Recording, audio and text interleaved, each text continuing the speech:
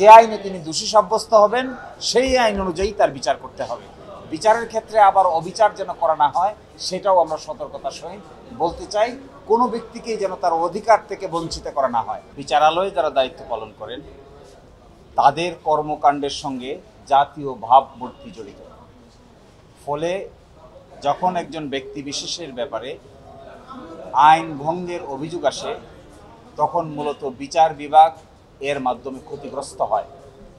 ফলে আজকে জনাব বিচারপতি খায়রুল হক সাহেবকে যে মামলা অ্যারেস্ট করেই জেলে নেওয়া হোক না কেন, আমি মনে করি এটা বাংলাদেশের বিচার বিভাগের ইতিহাসে একটা খারাপ সংবাদ। জীবন অবাক না করলে কে করবে? 28% মিল্ক ফ্যাটের অবাক করার সাথে ফ্রেশ মিল্ক পাউডার। জীবন অবাক করুক প্রতিদিন। এবং আমরা এটাও দেখেছি অতীতে বাংলাদেশের প্রধান বিচারপতিকে দেশ থেকে চলে যেতে বাধ্য করা হয়েছে। এটাও ছিল দেশের জন্য খারাপ সংবাদ। কিন্তু এটা হয় কেন? কেন এরকম হতে হবে? কেন এরকম দেখতে হবে?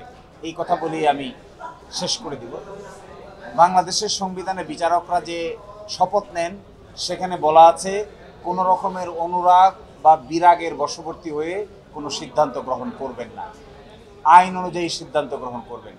কিন্তু আপনারা দেখতে পাবেন এই বিচারপতি জনাব খায়রুল হক অনুরাগ বা বিরাগের বশবর্তী হয়ে তারা সিদ্ধান্ত নিয়েছেন কেয়ারটেকার গভর্নমেন্টের। এটা কি আসলে অভিযোগটা কি?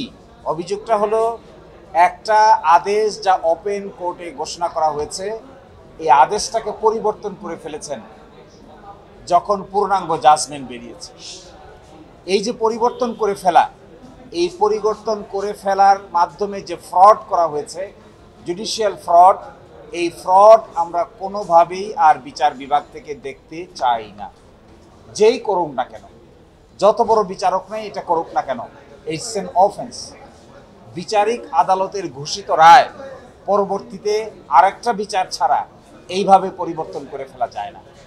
এবং আমি মনে করি it is কন্ডেমনেবল, it should not be done. এবং এরই ভিত্তিতে বাংলাদেশে সবচাইতে বিপজ্জনক ঘটনা যা ঘটেছে সেটি বলেছিলেন বিচারপতি টি.এইচ. খান। তিনি কেয়ারটেকার গভর্নমেন্টের মামলা শুনানির অ্যামিকাস কিউরি ছিলেন।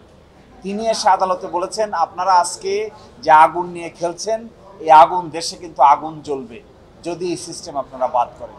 আপনারা দেখবেন বিগত 15 বছরে আমাদের এই মাতৃভূমিতে আগুনই জ্বলেছে, ভালো কিছু হয় নাই, কনস্ট্রাকটিভ কোনো কাজ হয় নাই। ইলেকশন কমিশন ডেস্ট্রয় হয়ে গেছে, ইলেকশন পদ্ধতি ডেস্ট্রয় হয়ে গেছে।